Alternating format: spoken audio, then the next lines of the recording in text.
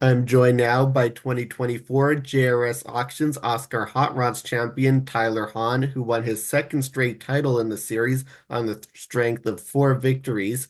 A lot of that success seemed to come early, with three wins in the first four races coming in the opener at Flamborough Speedway and the Canada Day doubleheader at Delaware Speedway, a fifth place at Sauble sandwiched in there. How would you describe the start to your season?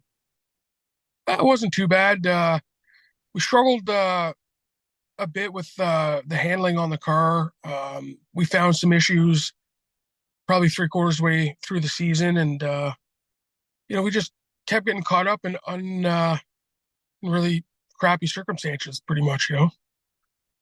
So, yeah, as the season continued there, you had a third place at Full Throttle, and then your worst finishes came back to back mid-season with the rainout sandwiched in between there. Sixth place at Peterborough Speedway and 10th at Sunset. What happened in those races?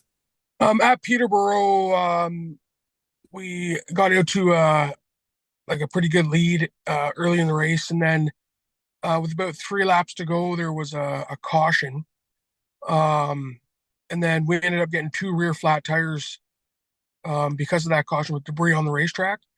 So we came in, my guys changed the tires, help with a couple other teams like Cleveland Ellis, Connor Ellis's dad there. They came and helped us, and we went from, I think we had about 20 cars that night, and we made it up to fifth there, which was a hard fought race for the last three laps. And then at sunset, we just got caught up in a rough call, and we made it.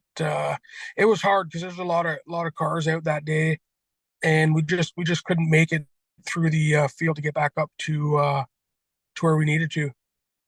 So after that, you seem to recover, get back on track, a couple top 10 finishes before the victory at Brighton Speedway. That came in mid to late September. So your first win at that point since the Canada Day weekend and your second straight year taking the victory on the dirt at Brighton Speedway. How important was it to get back to victory lane in that event?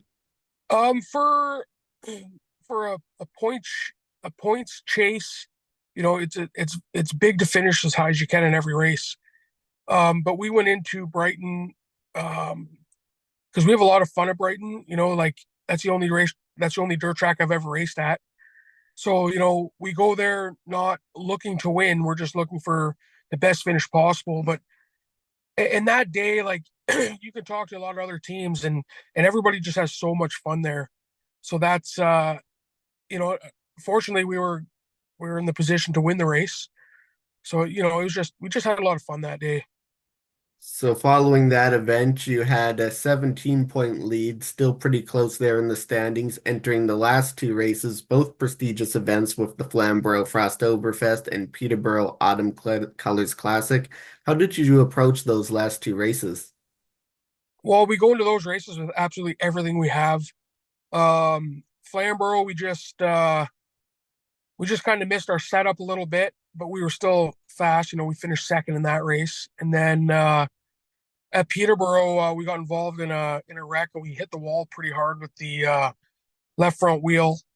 Um, we made it back up to, I believe, fifth, no, fourth, and the car sustained a ton of damage.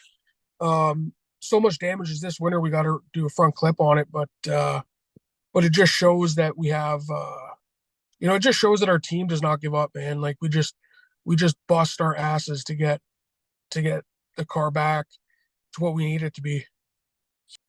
And for that team as well, for you, your fifth championship in seven seasons of the Oscar Hot Rods, where would you rank this title amongst your five championships?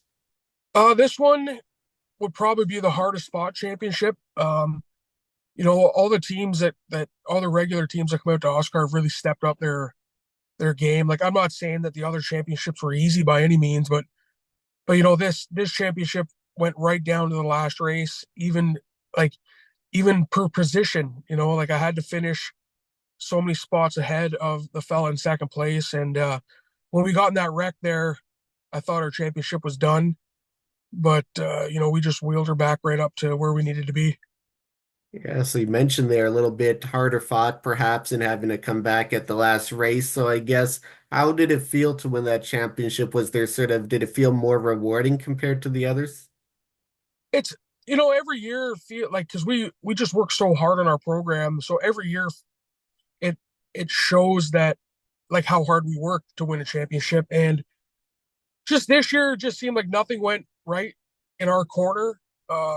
So like every single week between races, it was a battle trying to find more speed and kept finding the issues with the car and all that stuff. So I would say this year it felt very, very rewarding, but it definitely didn't show the whole season didn't show how hard we work on our program.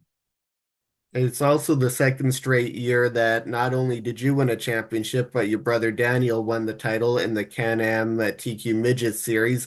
So how special was it to win for the second straight year in a row to have both of you win a touring series title?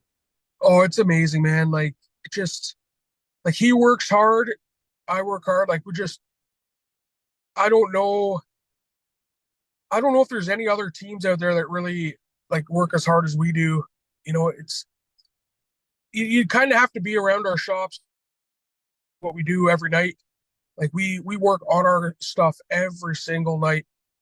Um, but it feels amazing to, especially for him, man. Like that kid just works so hard, and he's just when he gets into these big cars, it's gonna be like he's gonna be a winner, man. Like you just like I can't wait to see his future in racing. Like we're hoping next year he's gonna run full time in the super stock division, maybe run for a APC championship and Sunset championship, But yeah, man, like it's just I don't know, it just feels really good. All what I know, man, is our dad would be so pumped. He'd be so jacked up to see what's going on. I wish he was still here with us and just to see that big smile on his face. Yeah, for sure. Definitely sentimental there, and just goes to show as well how much of a family sport that racing is. So you mentioned Daniel could be moving on up to higher levels next series, perhaps next season, perhaps joining you in the United Racing Series ranks. So while it's still pretty early in the off season, what do your plans look like for 2025? We're not sure what my plans look like as of yet. I have to have some back surgery here coming up in a couple months. So we're getting the car ready. Like right now, the car's stripped. We're redoing the body on it, and we got to get the motor freshened. So right now, we're just that's our like goal is the car needs to be pretty much ready to go before I have this surgery, because I don't know how long we're going to be laid up.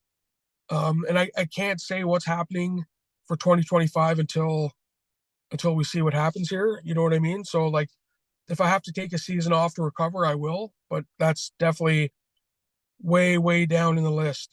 Like we're gonna prepare to go for another championship for APC, possibly Sunset as well, but we'll just have to see what happens. All right, 2024 OSCAAR Hot Rods champion Tyler Hawn, thank you for speaking with me. Congratulations on your title and good luck with your off-season surgery. Thank you very much, man. It was good talking to you.